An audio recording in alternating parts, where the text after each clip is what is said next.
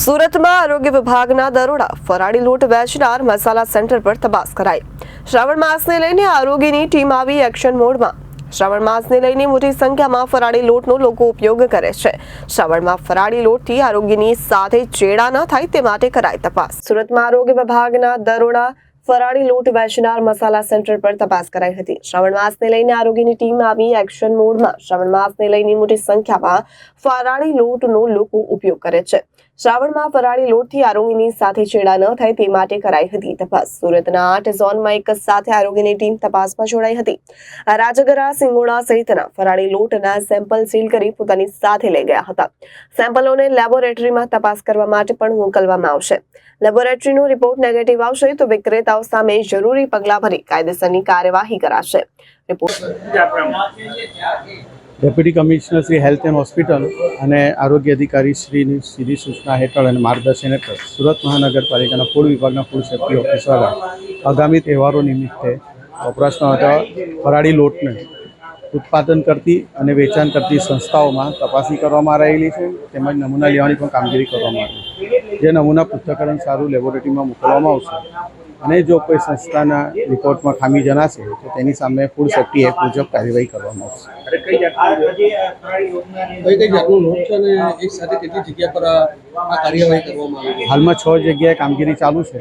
એમાં ફરાળી લોટમાં રાજગરાનો લોટ, સાબુદાણા એની બધાના નમૂના લેવામાં સર, આના લેબોરેટરી માટે ક્યાં મોકલવામાં આવશે અને કેટલા દિવસ પછી રિપોર્ટ મળશે? આપણી ફૂડ લેબોરેટરીમાં મોકલવામાં આવશે। તો 14 દિવસની અંદર રિપોર્ટ આપવાનો આપણે એમને જલ્દીમાં જલ્દી રિપોર્ટ મળે એવું કરીશ। Jagdish Salunke, chief food safety officer, deputy commissioner Shri health and hospital અને આરોગ્ય અધિકારી શ્રીની સીધી સૂચના અને માર્ગદર્શન હેઠળ સુરત મહાનગરપાલિકાના ફૂડ વિભાગના ફૂડ સેફ્ટી ઓફિસરો દ્વારા અલગ અલગ 6 ટીમ બનાવીને અલગ અલગ ઝોનમાં ફરાળી લોટનું ઉત્પાદન અને વેચાણ કરતી સંસ્થાઓમાં તપાસ કરવામાં આવેલી છે અને નમૂના લેવાની પણ કામગીરી કરવામાં આવી છે।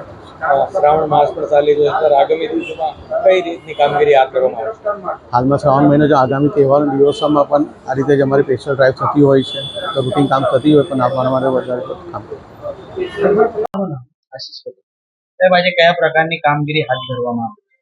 ડેપ્યુટી કમિશનર અને આરોગ્ય અધિકારી શ્રીને સર માર્ગદર્શન હેઠળ હાલમાં શ્રાવણ માસ ચાલી રહ્યો છે, ફરાળી વસ્તુઓનું વેચાણ કરીને અટકાવી તે અને સંભાળે સુરત મહાનગરપાલિકાના વિવિધ ઝોનમાં આરોગ્યની ટીમો બનાવી દરેક ઝોનમાં ફરાળી લોટનું ઉત્પાદન વેચાણ કરતી સંસ્થાઓની ચકાસણી તેમજ નમૂનાઓ લેવાની કામગીરી આજે કઈ જગ્યા અને કયા નમૂના લીધા છે? અલગ અલગ ઝોનમાં અલગ અલગ સંસ્થાઓ જે ફરાળી વસ્તુઓ વેચાણ કરતી તેમના નમૂના। સાહેબ, આનું સેમ્પલ ક્યાં મોકલવામાં આવશે અને કેટલા દિવસમાં એનો રિપોર્ટ? આ સેમ્પલ પબ્લિક હેલ્થ લેબોરેટરી દેશુ ખાતે મોકલવામાં આવશે અને આનો રિપોર્ટ 14 દિવસની અંદર આવશે। જી સર, આપનું નામ, આપની designation? Samip Desai, food safety officer. સાહેબ, આજે કઈ રીતની કાર્યવાહી કરાઈ છે મનપાના તમામ આરોગ્ય અધિકારીઓ? આજે શ્રાવણ મહિનામાં લોકો ઉપવાસ કરતા હોય છે, તેને અનુલક્ષીને શહેરના 8 ઝોનની અંદર 8 જુદી જુદી ટીમો બનાવીને વહેલી સવારથી આજે ફરાળમાં ઉપયોગમાં લેવાતી ખાદ્ય ચીજ વસ્તુઓના તેમજ ફરાળી લોટના સેમ્પલ લેવાની કાર્યવાહી કરવામાં આવી રહી છે।